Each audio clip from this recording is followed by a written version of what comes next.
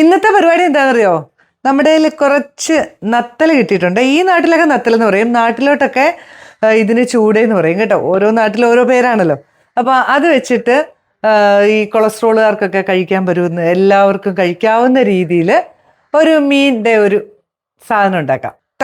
ഒരു തക്കാളി എടുത്ത് വെച്ചിട്ടുണ്ട്, ഒരു പച്ചമുളക്, ഒരു 3-4 ചെറിയുള്ളി, ഇച്ചിരി മീനല്ലേ ഉള്ളൂ, അതുകൊണ്ട് ഇതാ കുറച്ച് മല്ലിയില, ഒരു 4 ചുള വെളുത്തുള്ളി, ഒരു ചെറിയ കഷ്ണം ഇഞ്ചി, പിന്നെ ഒരു കുഞ്ഞ് കഷ്ണം വാളംപുളിയാണ്, പിന്നെ ഒരു പിഞ്ച് കുരുമുളക് പൊടി, ഒരു പിഞ്ച് മഞ്ഞൾപ്പൊടി, ഒരു 1/2 സ്പൂൺ എടുത്തിട്ടുണ്ട് കേട്ടോ കാന്താരിപ്പൊടി ഇല്ലാത്തവർ പച്ചമുളക് ചേർത്തോ, ഒരു പിഞ്ച് വലിയ ജീരകത്തിൻ്റെ പൊടി, കറിവേപ്പില, ഇതാ വെള്ളം തിളച്ച് കിടപ്പുണ്ട്.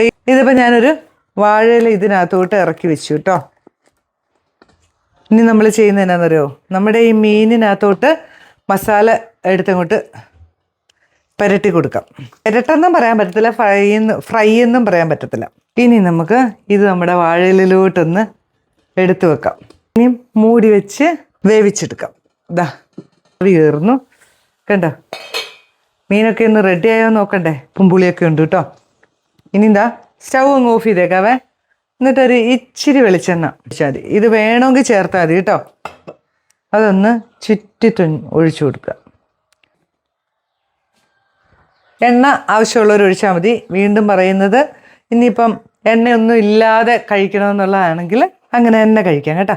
കപ്പയ്ക്കും ചോറിനും ഒക്കെ പറ്റുന്ന നല്ല ഒരു മീൻ പൊള്ളിച്ചതുമല്ല, മീൻ ഫ്രൈയും അല്ല, എന്നാൽ മീനിൻ്റെ ഒരു എന്താ പറയുക, വാഴയിലയിൽ വേവിച്ചെടുത്ത ഒരു മീൻ ഡിഷ്. അപ്പോൾ പുതിയൊരു വീഡിയോ ആയിട്ട് ഞാൻ വരുന്നതായിരിക്കും. ബൈ.